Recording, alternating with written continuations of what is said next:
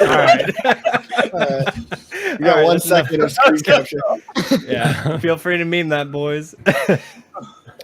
All right, what's going on, Common Sense Philosophy? All one of you here today. That's great. Yo. Oh shit! Starting off with a bang. Let's go. Hold on, I'm gonna pull up YouTube. Wrong day. Late coin Moses. We're good. What's going on, guys?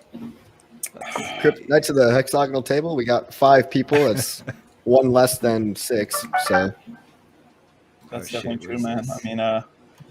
I mean, I guess let's start this shit off, man. Like, oh crap, there's some big news going on. Yeah, there's a lot of cool stuff going on. Capsulated steaks and bacon wrap steaks. Whoa. Tasty. Yeah. Go ahead. So, what the fuck are they? I don't really get it. Explain it to me. Yeah. So what me and Wasabi were talking about earlier was like, this could go one of 2 ways. I'm not quite sure. I have to catch up on the Crypto Sparbook stream, but it could be essentially like each stake is an individual unique NFT that's then tradable, kind of like its own unique thing, or it could be some kind of an open market for T-shares, like an open pool where you can trade sets of T-shares around. But like the T-shares are non-fungible, but stakes are unique, right? Every stake has like a stake address, so that is unique, right? Right. So I feel like they would have to be, because like public keys are non-fungible. You can't copy a public key. So what I got from the Sparbuck channel is Hex Bay is actually custodial. So technically Hex Bay, the contract that's on top of Hex, is actually going to own all the stakes that go through it. That was the only way they could actually do something like this. So Hex Bay is the custodian of all the stakes that are made on it.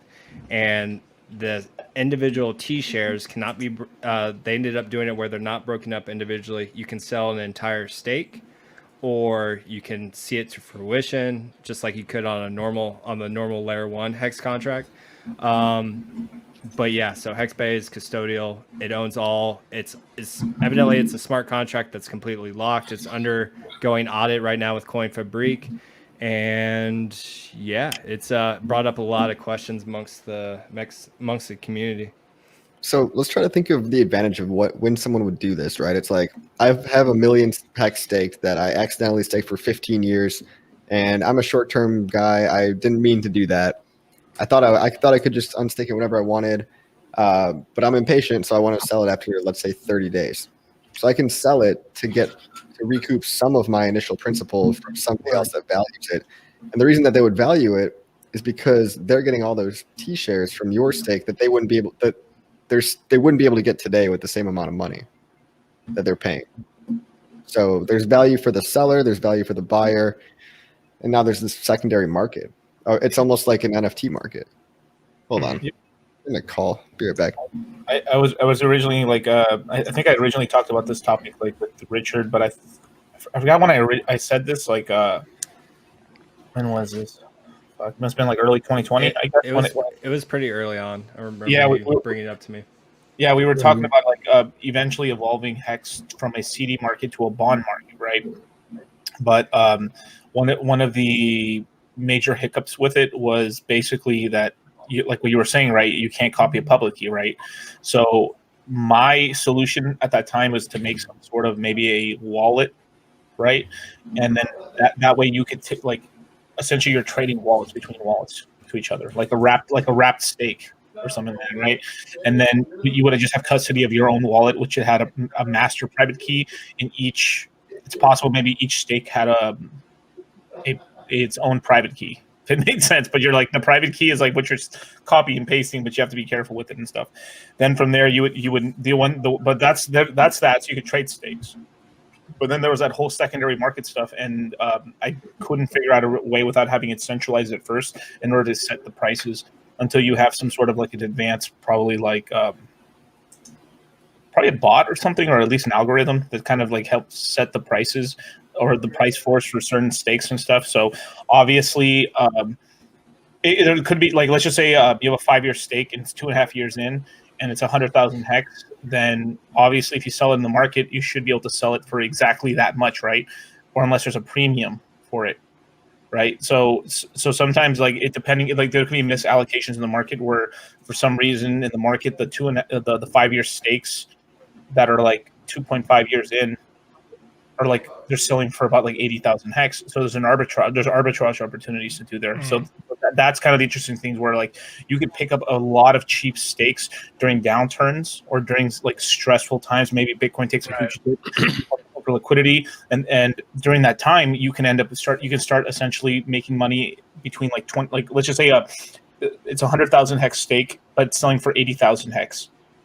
So you buy the difference of it, and especially if it's like halfway in between, or you're doing. There's a lot of different strategies you can kind of do with it and stuff. I mean, I haven't really publicly said a lot of this stuff, but this is some of the stuff I've talked to Lookintocrypto with.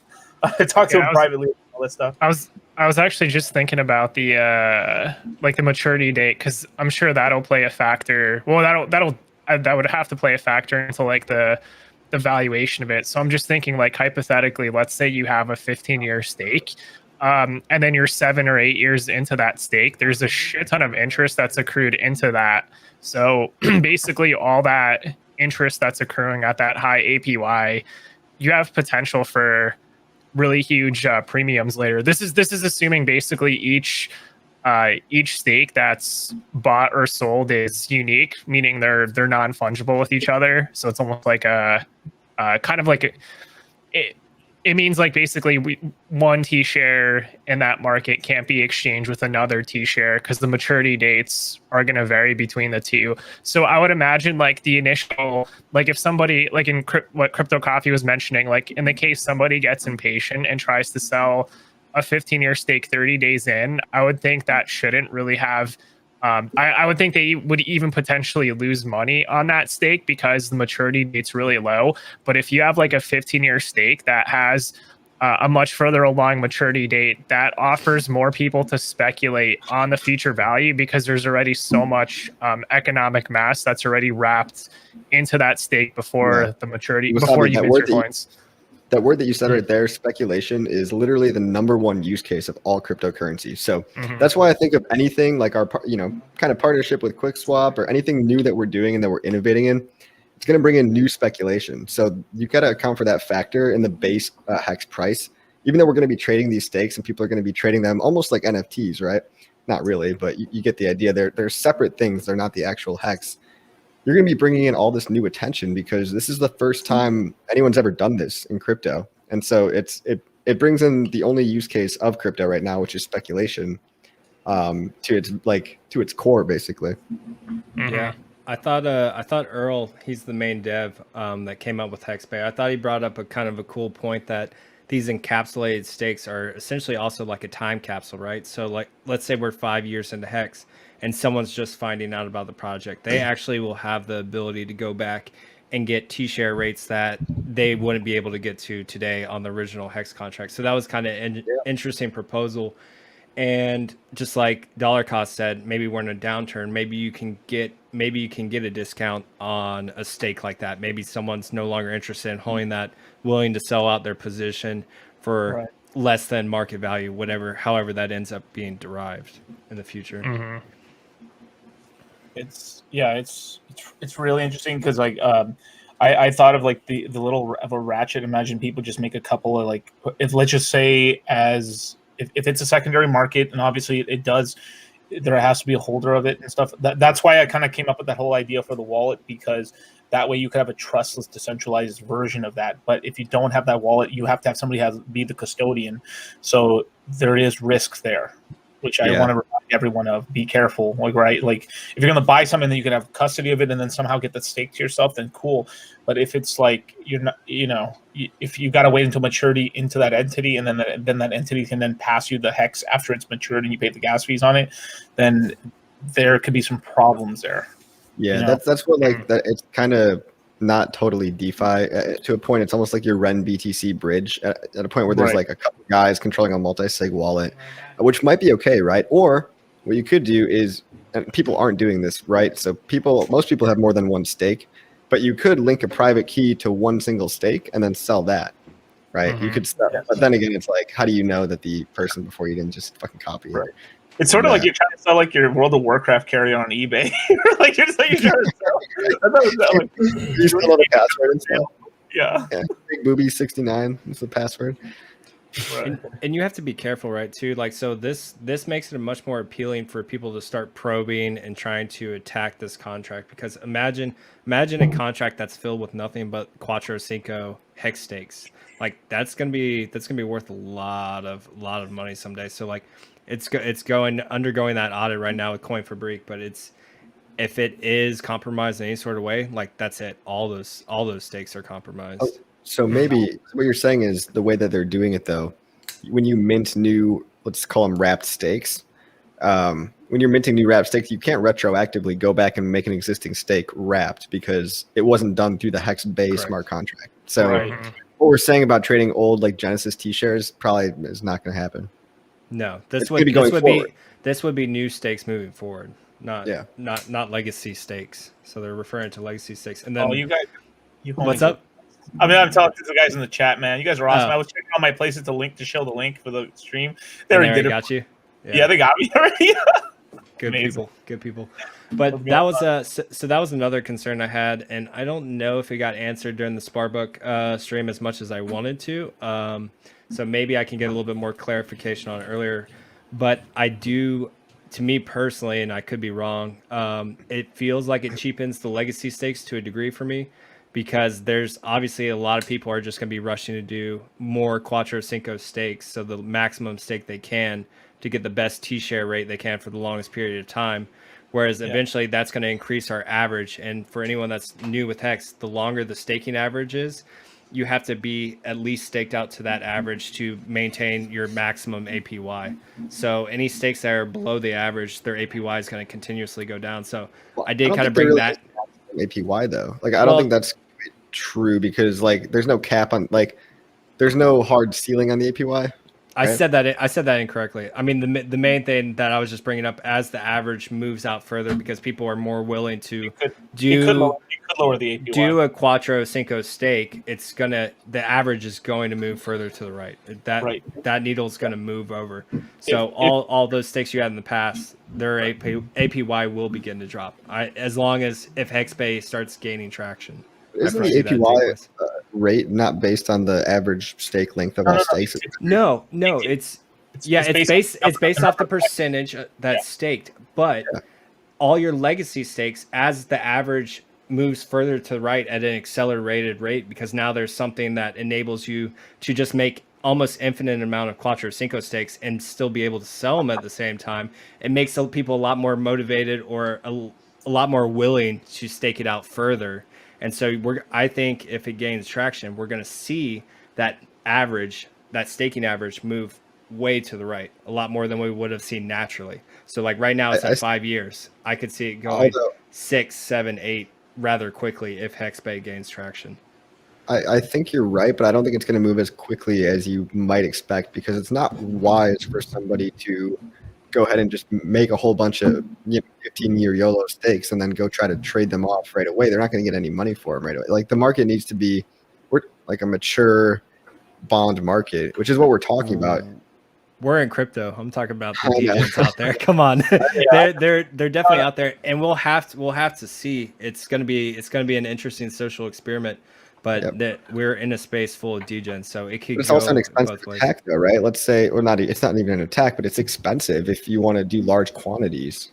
So people might not just be doing it for the hell of it if they have to buy up thousands and thousands of dollars. Like, and like, let's say people make a whole bunch of 100 hex stakes. Well, it's a weighted average, right? The length is a weighted average, the average length. So it's like, don't do 100 hex stakes, anyone. Yeah, that's a terrible idea. Don't do that. Anyone. That's gonna be a little drop in the bucket, not even gonna really move the needle. Yeah. So I think time will tell. I think it's also going to be dependent on how much traction HexBay actually gets. There's numerous factors that are going to play part of it, but I can see that scenario playing out. And again, it's just time will tell on that one. Yeah, I mean, I don't want to call any. Well, I gotta be careful. Like the thing is like because it's a little centralized. Like he could be a nice dude, and I don't want to throw any shade at him. Like for real, like he could be a really cool dude. I haven't talked to him. I haven't watched his stream or anything like that. It's just there's a chance of a rug here. There always is. And when you have a centralized entity, if you have that much power controlled under one address, controlling all that hex. They say that the contract's locked with no admin keys. No, that's what they said. Yeah, that's what it said. And I'm not like trying to insinuate anything or anything, but we just Well, and that's the problem too, right? Like we don't know, guys. Like we're not as knowledgeable as we need to be on this. Like this news has only been out for like a day, so a lot of us still have a lot of reading, a lot of research, and a lot of stuff to look into still. So take everything with a grain of salt today. Short term, if this ends up like really picking up, this could like really increase the price of hex because it's going to make like the circulating hex really rare. And the thing is even if it waits hex longer in terms of like everyone's doing like 15 trying to sell 555 stakes, it just dries up the supply a lot, and it could lower the APY a bit, but it's just going to help drive the price higher pretty much because eventually people just stop doing it, and then they're like, oh well, I just made all these 15-year stakes and they can't emergency unstake them anyway, right? So it's like, oh shit.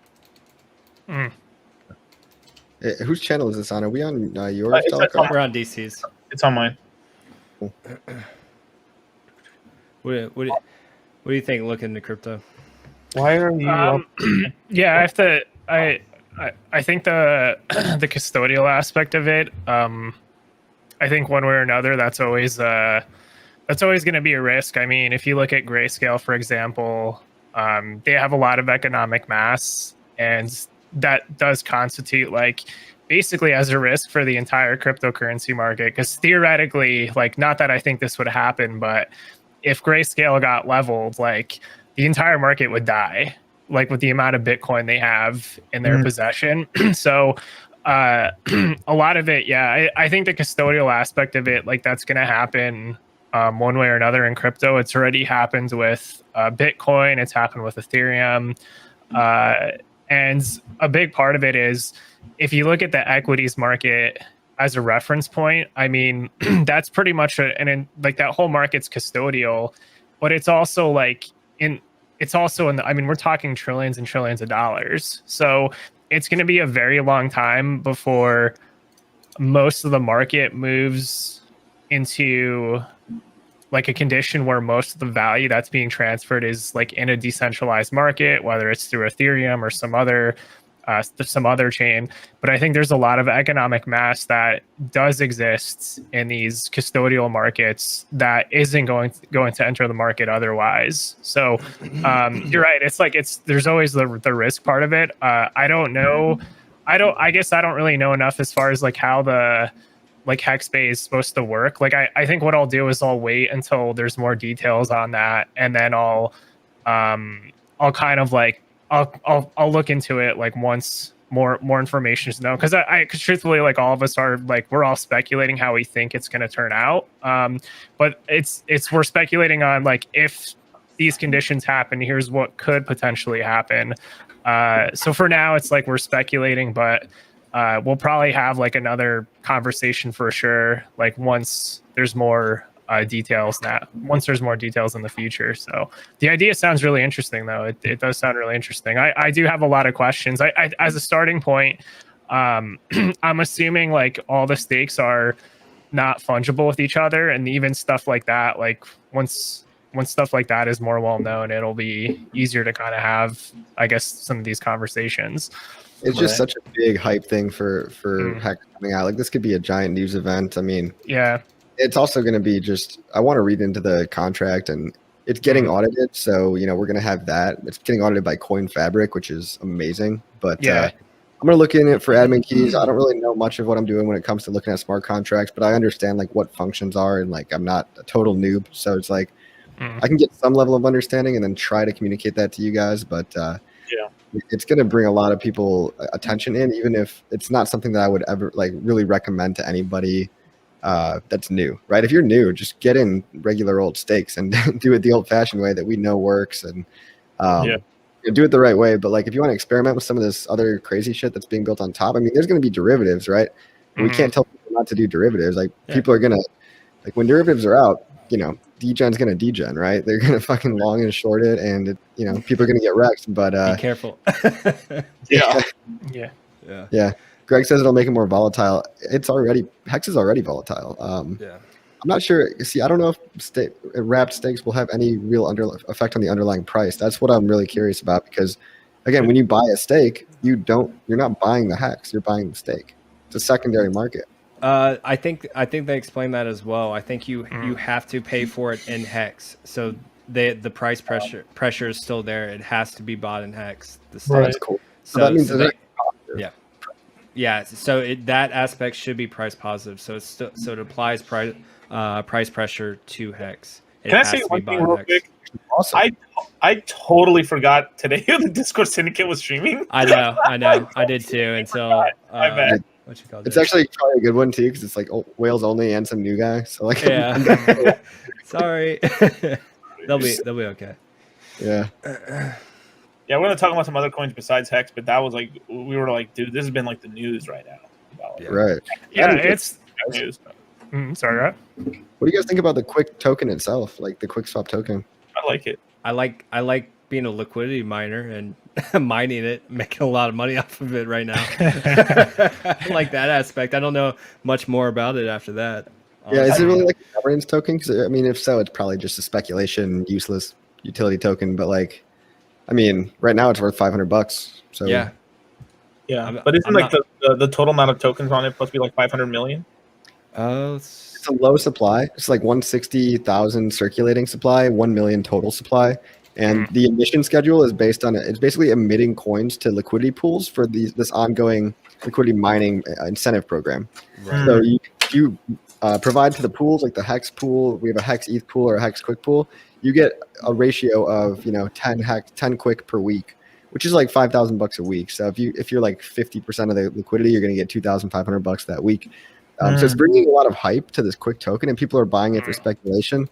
I don't really know what it is for, other than to reward miners and maybe governance. But I don't believe in governance tokens long term, because I think that I would venture to say 95% of people out there don't really give a shit about governing the token, right? So it's like they're going to get bought up 5% that do give a shit about it, right? Like the Uniswap owners are going to buy all the Uni tokens like they already have, and they're going to use it for the governance aspect of it. But hey, you can speculate on Uni too, like that's fine. So Internet Lurker brought up a good point too. So MetaMask sent out a tweet earlier today. They were streamlining all this, like going to layer 2. So essentially the video that Coffee did earlier on his demonstration, it's going to become a lot more simplified with MetaMask streamlining. I'm already outdated. I'm already absolutely outdated. Isn't that crazy? Like that video is literally outdated now. Like that's nuts how quickly. I can't wait for MetaMask. That's really fix for them. Go ahead. It needs to be done. I was just gonna say, like, this is actually really good to see, because there was threads I was reading on ETH research from Vitalik Buterin and a bunch of other ETH researchers, and basically what's happening is everybody's going all in on layer 2. So the goal is to have every single mainstream wallet automatically by default set on layer 2, and then even exchanges like Coinbase, when you withdraw your coins, you're actually withdrawing it on layer 2. This is the long-term goal. This isn't how it is now. So seeing MetaMask start to transition into that layer 2 process is really important, because that is really where the future of Ethereum lies, as far as where most of the volume will go through is through layer 2. And then if somebody wants like wants the withdraw back onto layer 1, I think that'll be more of a niche thing sometime in the future. So I have a quick question on Hex. So will we always probably remain on layer 1? Is there a way to transfer legacy stakes to layer 2, or are we essentially more or less banking on the fact when layer 2 becomes more just essentially the norm, that layer 1 just becomes freed up, where we go back to just pennies on the dollar as far as transactions? I think it's a little of both, right? So I think in the near term, we're going to let the lemmings all the shiny objects and be kind of our guinea pigs for us. And if shit hits the fan, they blow up, not us. I think that's a very safe strategy. But I will say that Optimism and ZK rollups as a technology have the ability to basically just wrap existing smart contracts. So with minimal effort, you can wrap the entire Hex contract in an Optimism rollup, theoretically, and like with the push of a button, now you're using Hex on layer 2. Now, what does that mean for the Hex that's being used on layer 1? I have no idea. It's going to be like hairy. If we try to go that route, it's going to be complicated, right? You're going to have to be like, well, are you staked on layer 1 or are you staked on layer 2? But maybe it just comes down to like there's a little switch on go.hex.com and you just flip back and forth, right? Because really you're just switching networks or switching layers. And that's like what MetaMask is doing. They're really making it just streamlined. Like you can literally just go in there now. You can just click a button and you're on layer 2. Like they're already in. How quickly they made that adjustment was pretty impressive, especially for the crypto space. Like it's actually nice to see innovations being applied at a quick rate and it actually have a useful function as opposed to the past.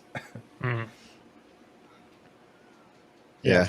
I mean, yeah, there definitely are solutions being worked on. I mean, when they mentioned the Polygon being implemented into the MetaMask, I mean, I think it is cool to see solutions to like the gas problems, I guess, being worked on. And whatever the long-term solution is, no one kind of knows right off bat, but it is nice to see like the layer 2 stuff and the quick swap stuff. I haven't messed with it personally, but it is cool to see the innovation happening. Yeah, plus nowhere too. Out of nowhere, Matic did all this shit. Out of nowhere, dude. Yeah, go ahead. Well, they probably just saw it as an opportunity because Synthetics was really the first DeFi protocol. Like Synthetics is actually one of the earliest DeFi protocols. They've been around for a very long time, and they're basically setting up. They will have a very liquid derivatives market at some point. So all the optimistic rollups, Synthetics is really the first one that's going through the development process on that. They have different phases on their roadmap. So I guess I do like the idea of having just other players in the space kind of be the guinea pigs, because at a certain point, the tech stack for all that stuff is going to get built up, and then you don't have to create anything from scratch anymore. And then at that point, like the risk of something going wrong is like really low. Once everything gets battle tested. So I think basically just having the liquidity as a starting point, even on layer 2 is great, because now you basically bypass all the gas fees, and then the state, like how the stakes mature on layer 2 versus layer 1. I'm not really sure how that works, but even with the existing stakes on layer 1, like theoretically the gas fees we have now would actually end up being lower, assuming the demand stays the same. So it just would transfer over. ETH 2.0, which is going to be a year from now. And I know most of you have stakes that are a year and up from now, right? We're going to get ETH 2.0 in under that time frame. When that happens, it's going to be at least a 10x throughput increase, and like fees are going to come down massively, because imagine you're just going to have 64 different Ethereum blockchains running, and you can just run on whichever one you want and like split up all the little transactions into all these little, they're called shards. Like shart, but like whatever. And yeah, I mean, poop. Poop. God damn it. Yeah, poop is funny. But yeah, so it's fucking gonna be awesome. Like I don't think people realize like how like people act like this is gonna be a permanent thing. Like gas fees are just gonna be, oh shit, we're fucked forever, guys. Let's all go home. Like no, no, not at all. I think this is really gonna set aside. God damn it. Oh, this guy in the chat, Long Me Salami, is just starting shit between me and RG. Fucking motherfucker. Put one headphone on this one and one headphone on the other. Yeah. Try to listen to discourse while we do this. Jay knows all about sharding. I know. That's right, Hexmac. Yo, Jay's a sharding professional. Yeah, that is actually the sharding is actually I can't even take it seriously now.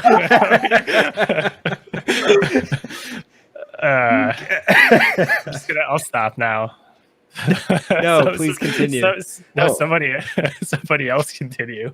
All right, thinking about starting, dude. So you number talk 2. about a big chalupa, number 4. Tablet sauce. Just fucking now I know why they call it layer 2. Got it. I mean, I think this is really going to set aside like Ethereum, even from like Bitcoin, as far as they've mentioned, like a lot of like the scaling solution problems. When you mention coffee up into 64 different like ETH networks or different layers, that's efficient as far as the actual transaction throughput goes. That's going to be impressive. Yeah, it's gonna be great. And then you're gonna have some random stuff running on Polkadot, some kind of shitty stuff on Cardano, I'm sure. Like I don't know what apps are built on top of there, but like I don't see ETH going anywhere. I see it winning this whole thing. And there might not even be, there might be a second place and a third place, and that's okay. Just kind of like how there's Bitcoin and Ethereum, and now there's Hex, and that's okay. But look at all these like cool new concepts and technology and everything coming out on Ethereum. Like, what does Bitcoin have? Like, yeah, exactly. Copying stuff that the Ethereum devs are researching, so they're on the forefront of optimism and ZK rollup. Everyone else, like Binance Chain, is like thinking about maybe copying that now. Because they're like, oh, you know, they're funding all the research, but it's all the Ethereum research that's doing it. So yeah, that is absolutely true. The Binance Chain to me is mostly just the gap filler before all the layer 2 stuff takes off on Ethereum, which it's going to happen much faster than a lot of people are expecting, because once you have incentives set up with liquidity pools, it's going to make its way onto layer 2 very quickly. So all of that will get taken care of, and there's already too much of a network effect around Ethereum to really disappear. We've already seen historically, if you just look back at the entire market cycle of cryptocurrencies since Bitcoin's inception, even though Bitcoin is a piece of shit, but because it's been around for longer, people still trust it, and you kind of have that same Ethereum is solving a lot of problems, but it also has a lot of trust around its network as well. So there's it's really powerful having those components. The only like what I'm thinking is like maybe 5 to 10 years from now, I'm speculating basically it's going to end up being Bitcoin, Ethereum, and then I do think DOT is going to have staying power in this space long. I don't think it's going to be Cardano because there's no value that's being generated there. but Polkadot at least has like they're basically bootstrapping their entire ecosystem with they're trying to basically generate value from the get-go with their parachain auctions, and then plus there's going to be bridging onto Ethereum. But I still think ultimately long term, I think Ethereum is going to finish out as the number one, and then there's going to be potentially another network in play there. I really don't think it's going to be Cardano aside from bull market speculation. Yeah, BTC Kyle's not happy with you looking to crypto. he likes his Bitcoin. All right. Yeah, hey, we're not saying it's a bad investment. It's probably going to go up. Probably going to stay around for a long ass fucking time. Yeah, I mean, Bitcoin. We don't have this. Definitely. Like Bitcoin for me is like because also Ethereum itself carries risk relative to Bitcoin. I mean, you see there's gnarly swings on the ETH to Bitcoin pair on the price chart through the bull markets. It's just in an offensive sense. I would take Ethereum over Bitcoin in a bull market, but if I'm accumulating cryptocurrency in a bear market, it's only Bitcoin for me until there's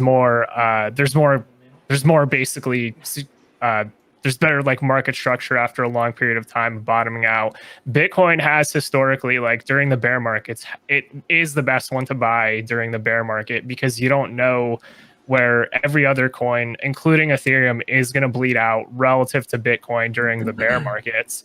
But then after you have enough time, like you can start scaling into these other coins. And I kind of go with there's kind of an analogy that Ben Cohen made where he calls Bitcoin's the dog, and then Ethereum is kind of like a cat where it makes its big moves when Bitcoin is kind of in more of a consolidation. So I think we're going to keep seeing that kind of market behavior so long as we're in a bull market, which hopefully it goes on for A long many one. more months. Yeah. I mean, yeah, and I still have some Bitcoin. I have Ethereum, and just curious though if anybody out there in the chat it does not like Hex or hasn't looked into it. Just what are the questions about it? Because we're here to answer questions, and like I'm a pretty hardcore Hex fan, pretty obvious with my background. Couldn't But, tell. totally fine if you don't like it. Just curious on what like the hesitation is. If you guys have any comments. Or if you used it. If you haven't used it, it's kind of hard to Yeah. actually comment on it. Well, I mean, yeah, but you could read some articles and get the wrong idea. I understand that. I got a Everyone wants you to talk about sell DCC. They're fucking begging. Give the people what they want. Give them the sell moon math. They're tired of the sideways action for the past, what, like barely a month?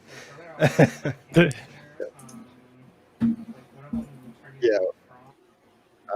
Thoughts on sell product market fit? If you're on mute, bro. You can do this. Give them the whole moon math spiel on mute. Yeah, you're good. God damn it. Well, pretty much in terms of its market fit, I mean, it made the whole fucking market in terms of like earning interest and stuff. That's kind of like its market fit. My thoughts on Mashinsky, he's probably one of the top CEOs in all of cryptocurrencies. Like in terms of just like the stuff he's done, it's insane. Like look up his resume, it's fucking ridiculous. Like how many he made multiple billion-dollar corporations, took them on the I think on the NASDAQ. I think he took them public and stuff, and then he knows how to run a multi-billion-dollar corporations, and he knows how to start them up and get them to that place. So I'm pretty confident on that. Honestly, I think because of like Alex's age, this may be his last project in terms of like he might retire on this. So I because like at least Alex Mashinsky in terms of being he's a billionaire already. Alex is already a billionaire, so it's not really too much about the money, other than maybe just of course adding a couple, getting another couple billion, of course. But I think it's more glory for just kind of like Richard and stuff. It's the same thing like Alex. It's more of just like what he's remembered for. Because I can't see him trying to stay with Celsius for another 3-4 more years, then stopping for a bit, then going to start another one and then grinding for 3-4 more years, and then before it gets success 2 years later. So it's like, will he be in his like late 60s when he's doing this? You know what I mean? It gets to the point where like I don't know if he'll be able to. You know? Yeah, I think most of these guys that reach that point of wealth, like they don't need anything else, right? Like they're content, and like you just said, it's more the provenance that they're seeking at this point, and that's their motivation. The monetary value, it's not there to them anymore when they've hit that point of wealth in their life. Yeah. Once you have the finest of everything, what do you still need the money for? Keep the lights on? Like, okay, it's pocket change. Right. Yeah, and I think that's the point that a lot of people miss on, but like Hex too. It's like we can speculate, sure. Like, what if Richard owns the origin address? It's like he'd be the person I would want the most to own the origin address because he's the one that doesn't need any fucking money at all. Like he's purely for like changing the world type of play and like making a new store of value, a new wealth creation machine. And he wants this to be around for hundreds of years, like as long as the Ethereum network is around. So they're both playing these very long-term games that I think a lot of people aren't even thinking on that time scale. A lot of even people that build crypto projects, they're thinking about how can we get this thing to pump in the bull market. They're not thinking about how is it going to survive the bear market. So yeah, I think Celsius will be around for a while. I think Hex will be around potentially even longer because there's less regulatory risk because it's like totally decentralized. So they're both two big winners, I think. It's healthy for the crypto space to alter their mindset to more long term than these just cyclic periods. Richard mentioned the Mt. Gox coins, like $8 billion worth, possibly coming back on the market soon or being unlocked or something. Does anyone know anything about that? Because I don't. Yeah, that's happened. For him to mention because nobody's talking about this, and that's probably what kicks off the next bear market. Like there's a whole $8 billion worth of Bitcoin is becoming dumpable at any minute whenever the legal system decides to figure it out. And thankfully, it's really slow. Yeah, the coffee's right on that, and that's the really the only advantage we have is how slow they are. So there was an article I was reading with the Mount Gox coins that they're gonna have some kind of meeting in October. So it looks like we're good until then. And then what remains, like even after that, after they have that meeting in October, what the question at that point is, are they allowed to dump all the supply on the market from the get-go, or is there some kind of like vesting period, or are they going to try to do some OTC deals? Because I would think at least like for those coins, to me, logically, it would make the most sense to try to do OTC deals because you're going to get the best price without basically nuking the entire market. But if it ends up just being an exit, that for sure, as Coffee mentioned, will absolutely cause the next bear market for however long, because that's a lot of supply getting introduced at once. And it really doesn't, like, what a lot of people don't realize is how few coins it actually takes to completely nuke prices, even in bull markets. It's really not that many coins in the grand scheme of things. Like, really, most of the people actually are not. Like, most of the holders, literally, they never sell, but it's a very small fraction that ends up getting dumped that causes those huge bear markets. And it is going to happen, and that those coins can definitely, those coins can definitely be responsible for the next one. Yeah, totally. I mean, DC, you're on mute again, but I was talking to somebody. Sorry. Sorry. Yeah. But yeah, one of the big challenges that James S just pointed out is Hex is not on many big exchanges. It's on 22 exchanges, but they're all centralized and like smaller exchanges. And it's on YoBit, it's on Hotbit, but it's on Uniswap, and that's for a reason. It's because like with Hex, we really want to push actual DeFi. And we want to get people to use good products like Uniswap, like QuickSwap, and like, other stuff that we like that interacts well with Hex and the ecosystem. So when Uniswap fees come back down, yeah, I think a bunch of people are going to feel comfortable putting in way more money because they're not going to have to pay $70 for a $100 transaction. So that'll open the floodgates, but really that's kind of just opportunity right now. I mean, it's basically like a gate that's keeping people away. And once that comes down, you're going to see a lot of people flooding in. So if you can afford higher transactions and higher gas fees, or just directly to L2, right? So that's another thing for James. If you want, you can go directly from global.transact.com and you can buy ETH directly into the Matic network and exchange it for Hex instantaneously for 0 fees, like no fees at all. So we're like, Hex is pushing layer 2 harder than a lot of other coins right now. Right. I'll tell you, like, I'll send you the links right now. If you guys want to buy, you can buy ETH directly to Matic Network. Make sure you click the Matic Network dropdown, and then you can send it directly to QuickSwap.exchange and swap it directly for Hex. Yeah, that's the. I spelled it wrong. I've been speculating for a while that we're probably. I mean, I wouldn't be surprised after a while that Coinbase doesn't start selling like L2 ETH on the exchange. I think me and like Lookintocrypto are like laughing like little kids about this stuff coming out. Yeah. I mean, they are. Yeah, they for sure. Like, because they're also probably gonna add synthetic assets onto Coinbase at some point, like synthetic F, like synthetic Tesla or whatever comes up in that derivatives market. Yeah, but right now this globaltransact.com thing is for any amounts less than $500, you can buy anything, and you can buy it with credit card no matter where you are in the world, and it can go directly to the Matic network. All you got to do is flip a little switch in your MetaMask that says you go from ETH mainnet to Matic mainnet. I made a video about it, so if you want to just watch the video, it's one of my old videos. Can you link it in the private chat? We'll put it on the. Yeah, let me link that video. Unfortunately, it's only a $500 limit though. But yeah. I always, it's a pet peeve of mine that a lot. I'm not trying to shit on. No, you're good. I know what you're about to say. Yeah, I know. Yeah, it's just like, it would be nicer if it's a larger amount, but it really is nice because like the way I accumulated all my Hex and my Celsius and everything else that I've gotten, especially early on in 2019 and early 2020, was like after I kind of blew all my dry powder. How did I do it? I mean, I just got to work, did more hours, did more jobs, and then just $80 here, $50 here. Oh shit, $500 job. Woo! Did that, and that's exactly how I accumulated my bags. It wasn't like magic. It was just through DCA. I mean, hard work, more hours, sweat and grind. But you just have to be a little bit more careful with that now and just consolidate a little bit more and just make fewer, larger and larger purchases every time, just with the gas fees just right use now. QuickSwap right away. It works or now QuickSwap. today, right now. You still have to go back out though too, Yeah. as well. You got to back it up in. You got to. Mhm.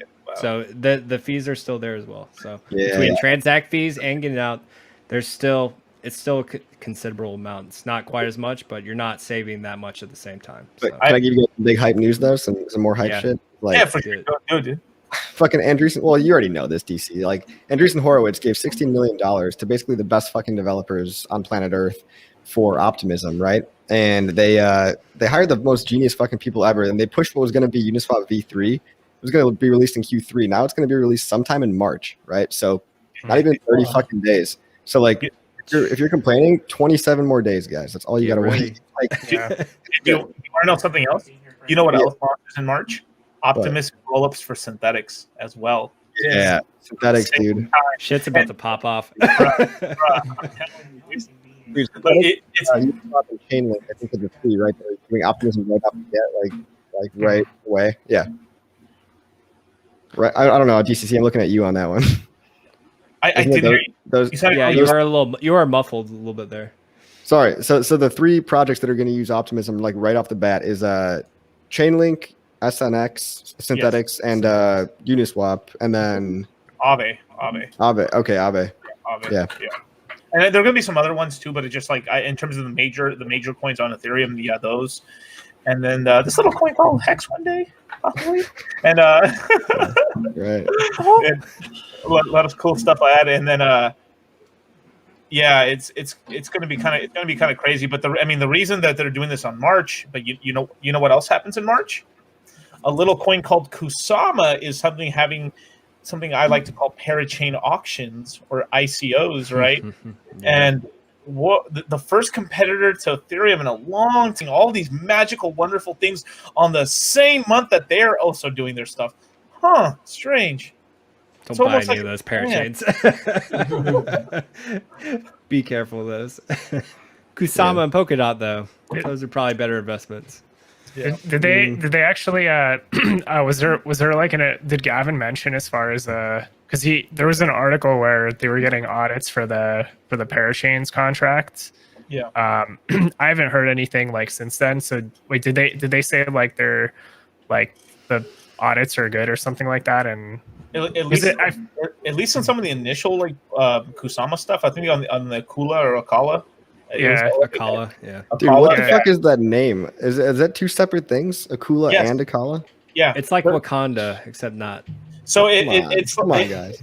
So it's like all right. The best way I can explain like Kusama and like Polkadot is Kusama is like literally Litecoin and Bitcoin, right? So like Dot's Bitcoin and Kusama's Litecoin, except they actually like each other, and they're like, oh, dude, we're best bros. And like when you see Litecoin and Bitcoin, it's like Bitcoin just kicks Litecoin all the time, like you little motherfucker out here. It's an abusive relationship where like these like the Polkadot brothers and stuff actually care about each other. So they pump each other. Yeah. So everything that launches on Kusama will launch on Polkadot, but Polkadot's going to have their own version of it, except it has to be tested on Kusama. So if you want to get all the new hot shit and stuff that's a little buggy, but it's like really cool, you go on Kusama, you learn yeah, good luck, right?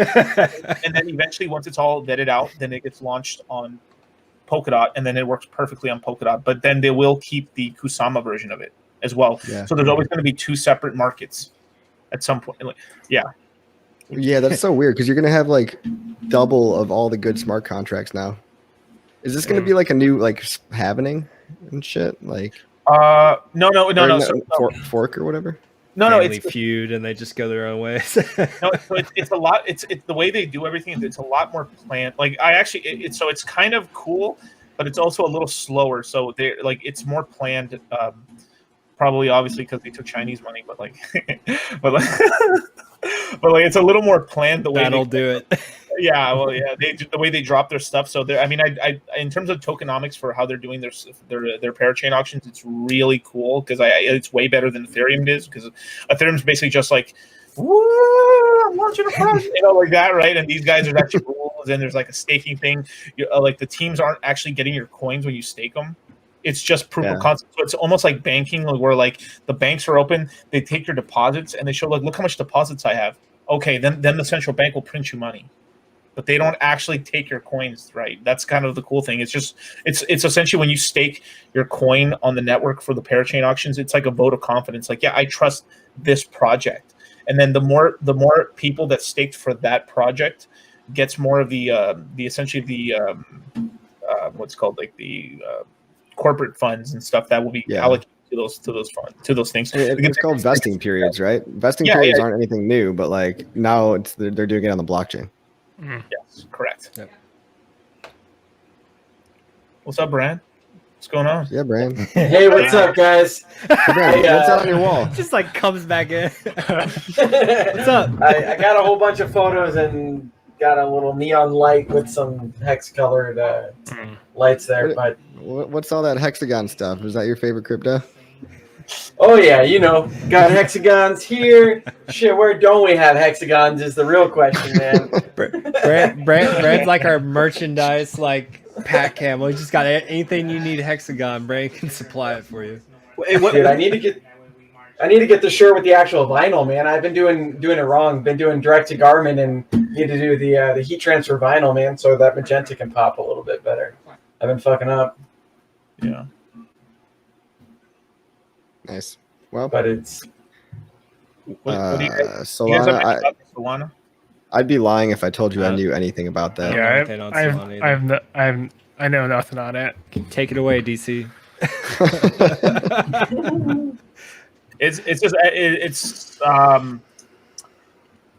It's in bed with FTX exchange, effectively. That's kind of like the whole thing with that chain.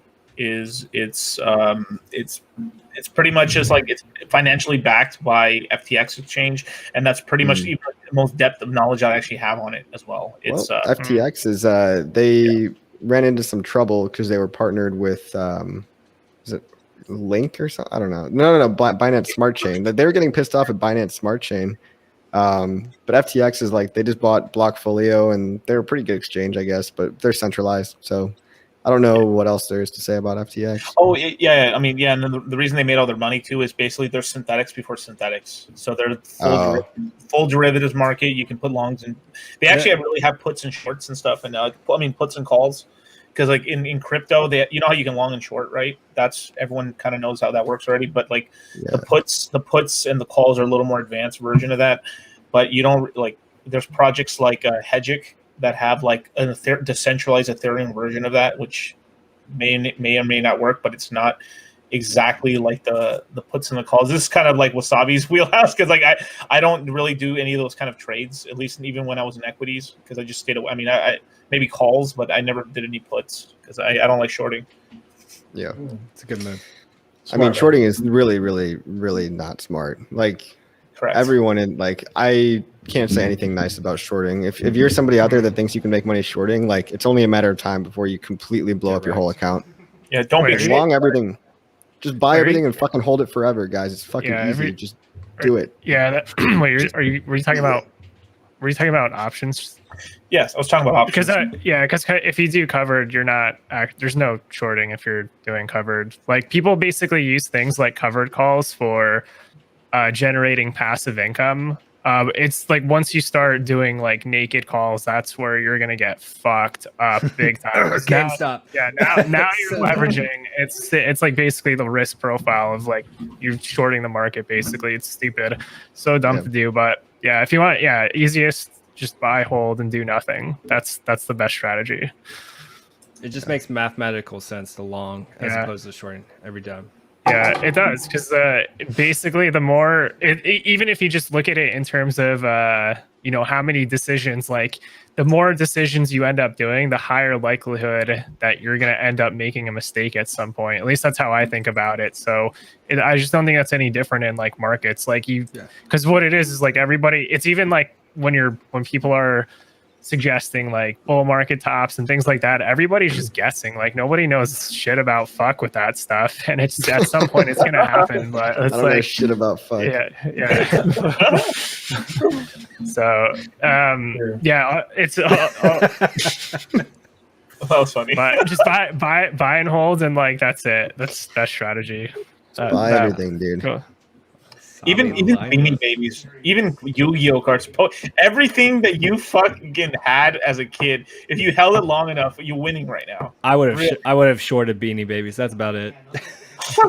I'd short those motherfuckers. That's it. Yeah. Wait. Sorry, I cut out there for a second. Which one was it? Beanie Babies? Oh, Beanie Babies. Yeah, those had. I've got a couple of Pokemon cards I can show you guys. You want to see my Pokemon cards? Yeah, let's see them, bro.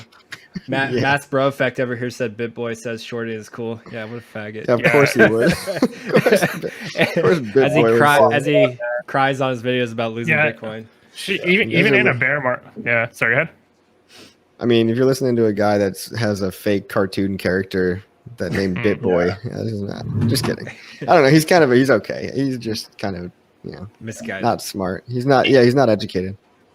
Well, what do those people have to benefit too when they shill those links? They're making money and kickback off that. So don't worry, he'll make up his losses with your referrals. With your losses. Yeah. I will say this at least about BitBoy. He's growing a little on me in terms of like not the shorting stuff and all that stuff, right? But in terms of like I've seen him on a couple of crossover shows with some equity guys. Stefan. Stuff. He actually was pretty knowledgeable. At least he made crypto look good in terms of that's like. Good. Yeah, I got to be careful talking shit too, because it's like we're all trying to hold ourselves like in a good light and be respectable members of the community. And as long as someone's not out there doing completely reckless behavior or talking pure shit, it's as long as they're doing more good than harm. I would say you can be cordial with them, and you have something in common with them. We all believe in the core principles of crypto, but I don't like when people show trading links with margin, because a lot of people lose money on those, and I don't like it at all, but whatever. And then you leave a bad taste in your mouth with crypto space, and then we go into those 4-year bear markets where no one wants to touch the stuff. Like, I'm sorry, BitBoy, you're not a faggot. I'm sure you're a nice person, but I just disagree with you a lot. We don't know about your sexual orientation. Yeah, but I'm sure you like women. I hope. Yeah.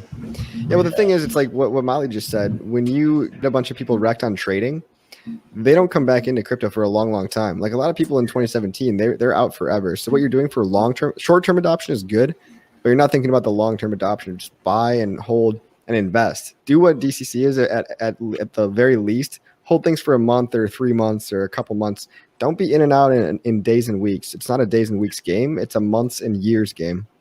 Right. Richard talks a lot about that with like Ponzi schemes, like Plus Token or OneCoin, all these things that could have brought users to like crypto adoption, but instead it leaves a bad taste in their mouths, obviously, and that's never any fun for those people. But I guess that's why we've got better things, right? That they can eventually find out. It's just so tempting to talk shit, though. Yeah. I mean, it's the lowest hanging fruit. I mean, it really is. But like, you're right. I mean, because it's like, let's just say we all last a long time in crypto in terms of like being on the internet and stuff. Eventually, we'll get to the size where like we're some little small new guys are just talking shit about us for some fucking reason. Right. Yeah, it's easy to talk shit from the bottom, right? It's like not when you're on top, it's a different story. Well, I mean, people have said terrible things to me too. But. So BMA said this too. He's like, it's bad. It's a bad first impression when people new to crypto learn from BitBoy. And like, see, I agree. Like, I would prefer them to learn from someone like a Dollarcost and Charlie and their course, because their course builds up these no coiners from the ground up. They teach them how to be secure, how to control, have possession over your own crypto, how to try to suss out what a safe project is, that a coin's actually doing what it says it's going to do. Like, they're actually trying to make the space better, whereas BitBoy, again, it just comes down to shilling the damn referral link or margin trading. It's just behavior that's ultimately going to get these people wrecked, regardless of what information you provide them. I mean, I could tell you how BitBoy basically got big is just basically he just invested a ton of money. I mean, I'm not trying to say nothing bad about him, but in terms of like he has like a team of 10, 15 people helping him put the social media. It's not just you would like, damn, how does he make all this content and everything? Well, you just come to the office, you do a bunch of stuff. You have someone help write topics for you, right? Mm-hmm. You have someone collaborate back and forth. Someone's doing all your thumbnails. Someone's putting up your videos on Twitter, on fucking Facebook, on Instagram. Then on TikTok. And it's really like when you see BitBoy, you're actually looking at like it's a corporation of people. It's the same thing with Chico Crypto, and I really do respect like Chico's attitude on not being part of the system. He's not a corporate sellout like a lot of these fucking YouTubers are. Like I like Chico a lot actually, but he's like got a team of 5 or 10 people too. And what I gotta wonder is how do these guys have enough money to pay all these team members? Like, I mean, I guess when you're crypto rich, it becomes easier. Greg B, what did Greg say? The course is coin agnostic, which is refreshing in the space. Yep. Never realized how maxi people can be until I got on Clubhouse. Dude, be careful on Clubhouse, man. I have yet to go in there, but I hear great things. Dude, I got to rant on Clubhouse for a second. Holy fuck, these maxis are giving the worst financial advice I've ever heard. They're telling, like, I wasn't like some of these I almost. I'm not surprised. Like, they're telling people to take out loans and fucking buy more buy more Bitcoin. Yeah. So fucking stupid. Sell your car, dude. Yeah, dude. Just go get a loan. Bank just fly to the bank. Mortgage your house. Fuck it. Yeah. No. Yeah. Literally. Yeah, I know. And it's insane. No, it's a-okay when it's Bitcoin, but everything else is bad, right? Yeah, and they wouldn't have been saying that when Bitcoin was 3K. Now they're saying at Bitcoin 50K. Pretty fucking reckless, don't you think? If Bitcoin's only got another 2 or 3x in it, if Bitcoin goes to 100K, you got a 2x, and then you're gonna get everyone wrecked after that. Like that's it.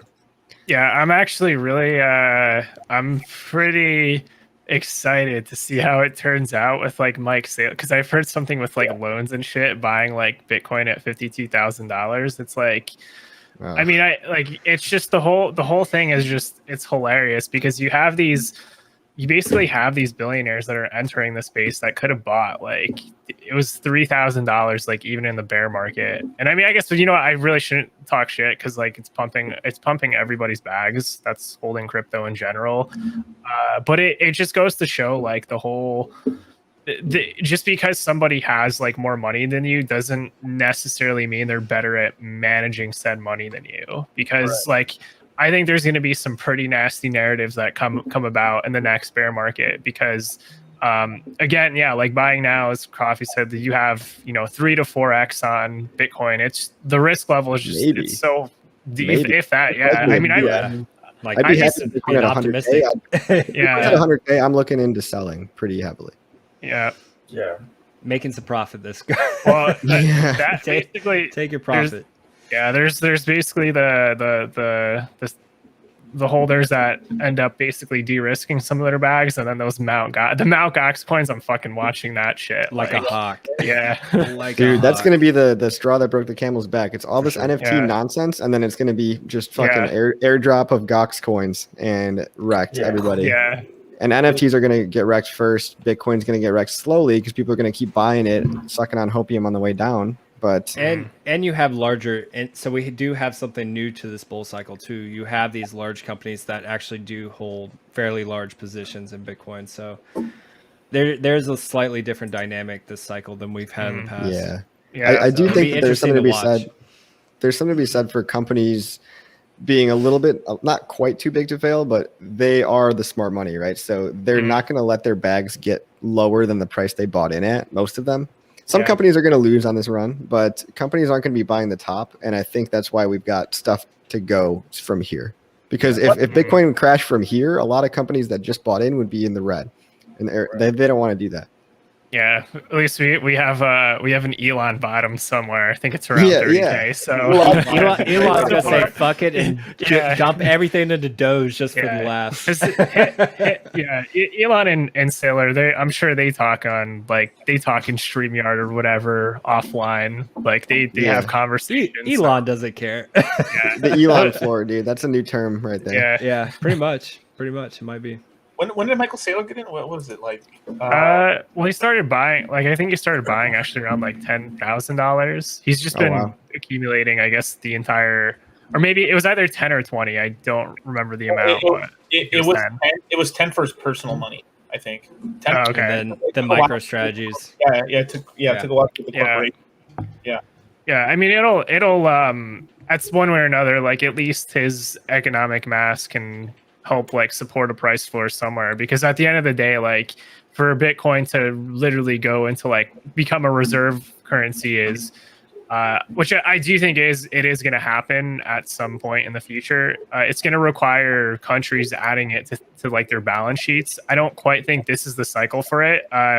you know, wherever the cycle top is, we'll get a gnarly crash, and then during the next bear market, there's going to be corporations that haven't quite stepped in the game, and then just possibly even we may even start to see countries starting to hoard up the supply, adding it to their balance sheets. Yeah, I think they already are. I think Bulgaria has a significant amount, and a lot of like China. Watch Bulgaria become the new powerhouse in the world. Yeah. No, but China and the U.S. have a lot that's not really on their balance sheet because it's confiscated, but technically that's government. Sorry, that's government. What are you talking about? You can't confiscate Bitcoin. Unconfiscatable, tone based. You can't do it. Yeah, it's totally anyway, secure. guys, I gotta get going. Totally private, you guys. Totally private. Oh, you gotta go, Coffee? It's been a good time. Peace out. Right. Yeah. See you, Coffee. Later, Coffee. Take it easy, man. And then there was 4. Oh, there were 4. Yeah. You know, I think there's a lot of market conditions that a lot of people don't consider, and I haven't been on Clubhouse personally because I've just got the Galaxy and not the iPhone, but yeah, that is kind of something that I saw a lot of, right? Yeah, in 2017 was like people recommending to, you know, buy crypto on credit card and you know, refi and loans and stuff like this, and that's where you really start getting ultimate degenerate. I mean, crypto is the highest appreciating asset class. The last thing you need to do is like over leverage yourself to end up screwing yourself and digging a deeper grave, you know? Yeah. Okay. So wow. 70K. There we go. Not coming out the numbers. Well, I guess if his cost average is around 22, I actually don't think we're gonna. I'll be very surprised actually if we do see prices around 20,000 again. I think the next bear market bottom, I was speculating maybe around like 40K. 40,000. Yeah. Yeah. Apple buys the top. Apple buys. What's that? I think Apple buys. Yeah, I can see that. It's gonna be. It's either gonna be fucking Amazon or Apple. It's one of those two, or Google. They buy the top. I swear to you. Apple's got to wait for it to be really trendy before they hop in. Yeah. all the cool kids are doing it. Yeah, we'll do it. I mean, isn't Apple supposed to have like a new crypto wallet built into their new smartphones now? I heard something about that. I don't know if that was true or not. Hey, Hex, what's that? He said there's like a second part or something. Huh.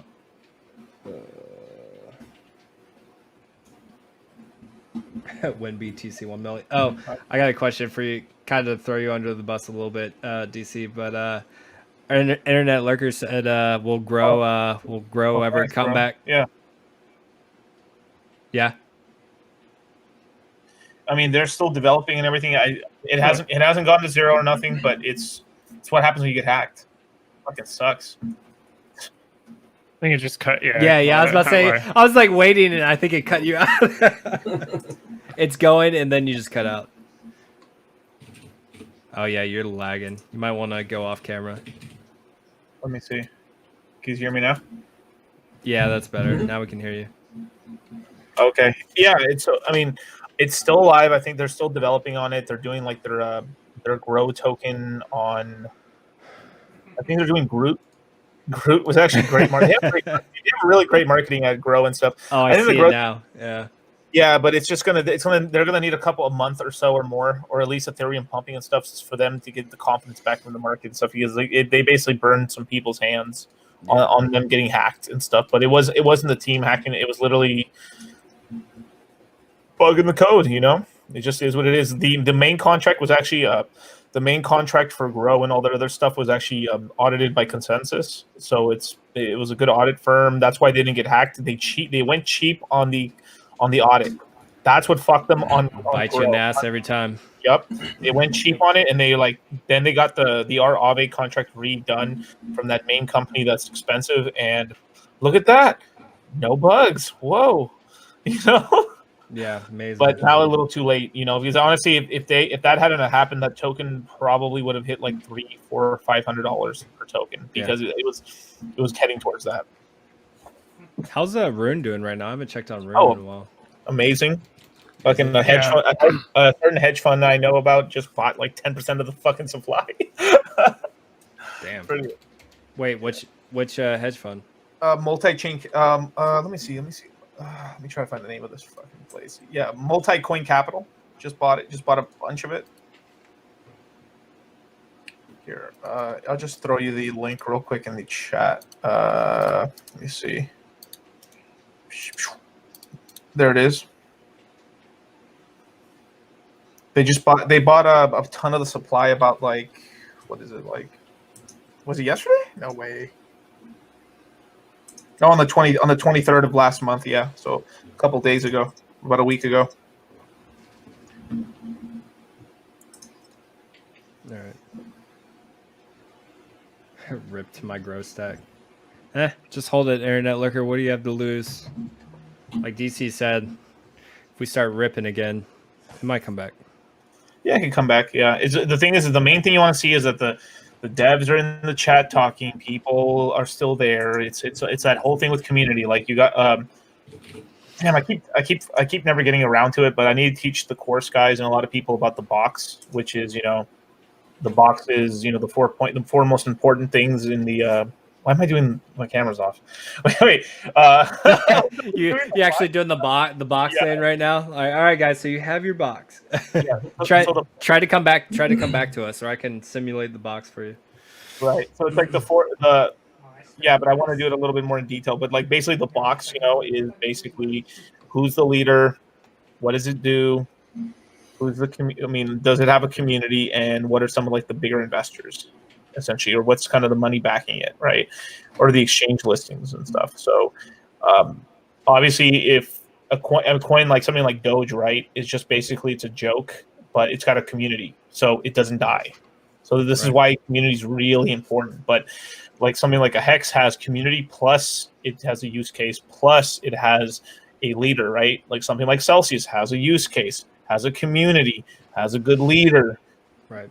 Places to buy it. It's that whole thing. So when you have a coin that has all four, it has a very, very good shot of surviving. Like something like something like Cardano, right?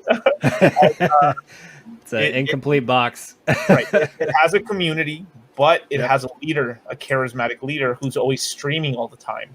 That's what's kept Cardano alive and kicking. So, even if you don't have great product market fit, or your product's actually not doing anything at all still, but if the person hasn't rugged and they're trying, it's going to do something. Like, I'm not just shit on the Digibyte community, but the Digibyte community pretty much just stayed alive because the main guy, who Jared, I think, was kept around. He literally started the whole coin in his garage. Literally in the garage.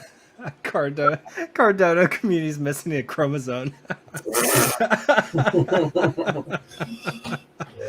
Does Coinbase offer Cardano? Coinbase? No. Yeah. No. Binance USA does. Okay. It's not available on Gemini or Kraken or anything else, I don't think. It's got a couple other little things that people don't really think about too. It's just the unit bias. It's still a cheap coin, which is good for during bull runs and no coiners coming in. They see that, I'm like, oh, and it's got a cool name. It's Cardano. Like every Halo nerd wants to jump in on the coin. It's like, oh, it's in the top 5 or top 6, whatever. Yeah, I'll pick some of that up for $1. And then little do they know they just bought the top. Yeah. It's like $3 to $5 CNBC.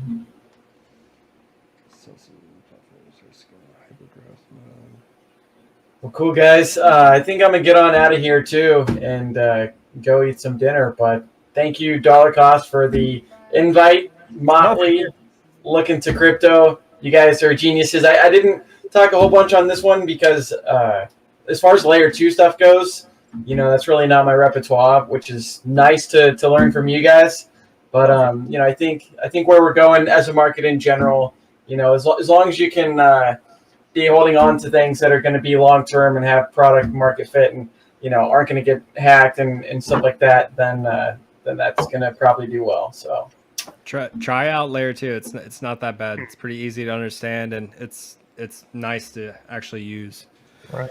If you're the type of person that can do a MetaMask and use Uniswap and figure that out, you can figure out layer 2. It's not that hard. Yep. Well, because that is a big deal with last thing I'll say, like with MetaMask, like, in the future, to someone's point earlier about it automatically being implemented, where you don't have to take it off the first to second layer, but maybe it's just hidden behind a user interface. I think that'll do a lot for like the actual scale of everyone having it on their phone, you know. So slowly but surely. For sure, Cool. man. What the fuck is going Awesome. on? In Syndicate? All Later, Cool. man. See you, Brad. Peace out, guys.